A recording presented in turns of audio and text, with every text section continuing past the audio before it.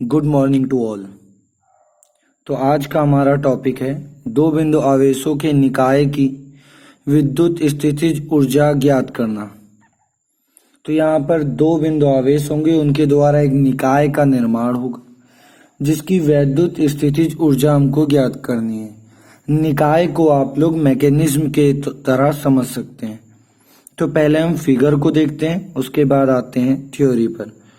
तो फिगर में जैसा कि आप यहाँ पर देख रहे हैं, दो बिंदु आवेश हैं आपके Q1 और Q2। यहाँ पर जो Q1 आवेश है वो बिंदु O पर स्थित है और जो आपका Q2 आवेश है उसको हम अनंत से बिंदु P तक लाते हैं। फिर से एक बार समझिए, जो आपका Q1 आवेश है वो बिंदु O पर फिक्स है और Q2 आवेश को हम लोग अनंत से बिंदु P तक लाते हैं। बिंदु O तथा P के बीच की जो दूरी है वो स्मॉल r है। बस इतना ही इस फिगर में आपको समझना है। वापस चलते हैं थ्योरी की तरफ। तो हम लोगों ने माना दो बिंदु आवेश, यहाँ पर के आपका जो है गलत टाइप हो गया है। तो माना दो बिंदु आवेश Q1 व Q2 हैं। आवेश Q1 बिंदु O पर स्थित है जैसा हमने फिगर में देखा, तथा आवेश Q2 को अनंत से बिंदु P तक लाया जाता है। फिगर में यही बात हमने देखी। बिंदु O तथा P के बीच की दूरी r है। यानी इस थ्योरी में हमने किया क्या है, सिर्फ जो आपका उधर फिगर था उसी में के जो पॉइंट्स थे उन्हीं को हमने थ्योरी में लिख दिया।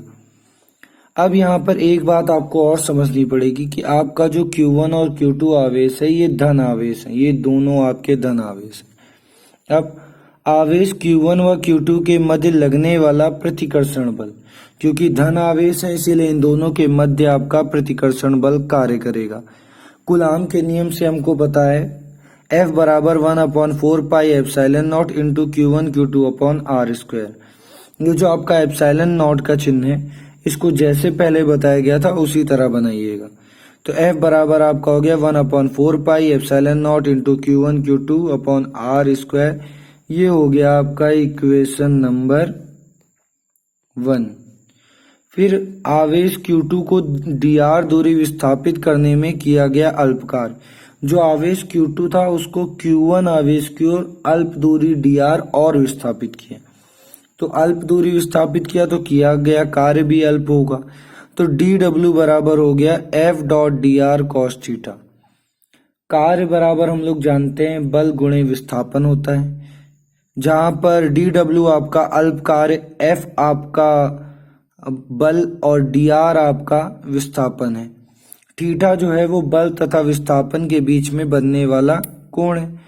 अब अगर पूरा कार्य हम निकालना चाहें तो W होगा आपका पूरा कार्य बराबर इंटीग्रेशन इन्फिनिटी टू r, यानी हम कहाँ से लेके चले थे इन्फिनिटी से और कहाँ कितनी डिस्टेंस पे लेके आ गए r पर।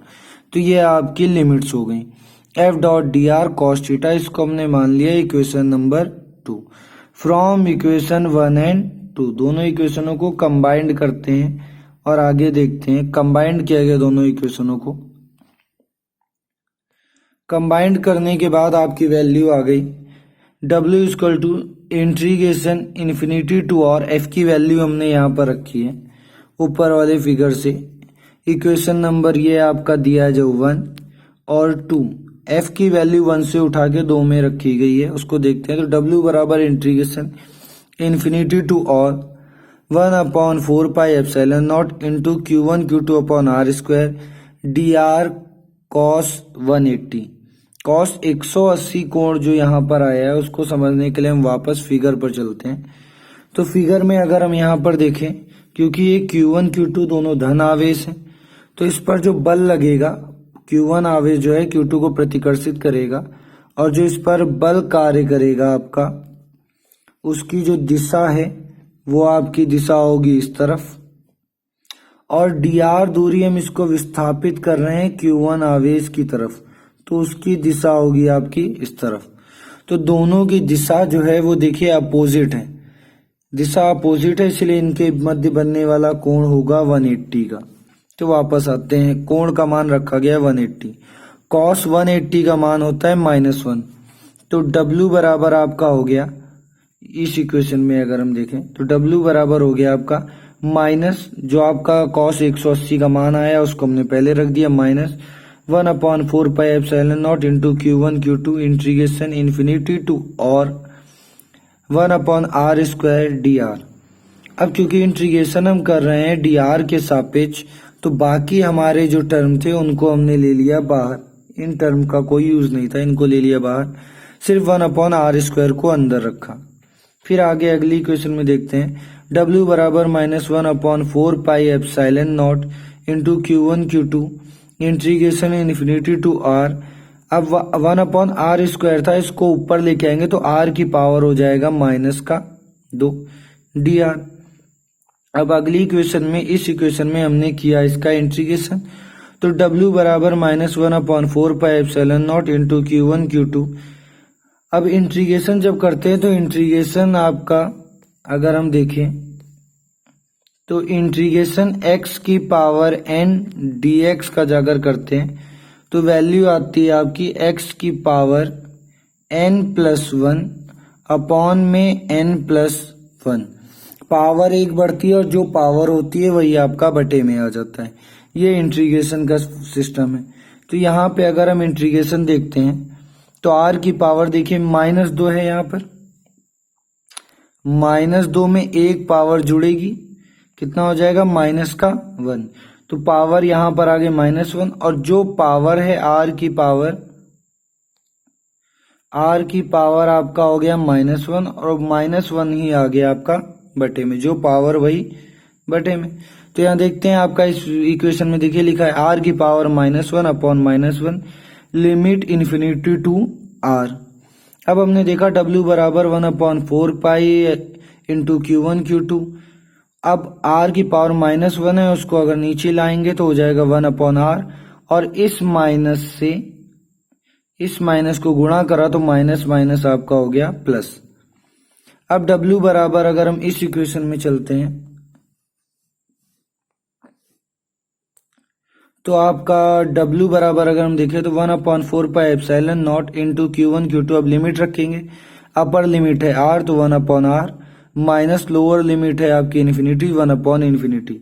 आप लोग को पता होगा 1/∞ का मान होता है 0, तो W बराबर हो गया 1/4πε0 इंटू Q1 Q2 ब्रैकेट में 1/r माइनस 0, 0 से कोई मतलब नहीं है। W बराबर आ गया 1/4πε0 into Q1 Q2 upon r। अब हमको पता है कि किया गया कार्य स्थितिज ऊर्जा के रूप में संचित होता है, तो U बराबर W बराबर 1/4πε0 Q1 Q2 अपॉन r, यही आपका फाइनल इक्वेशन है। फिर से एक बार इसमें एक पॉइंट है उसको समझते हैं।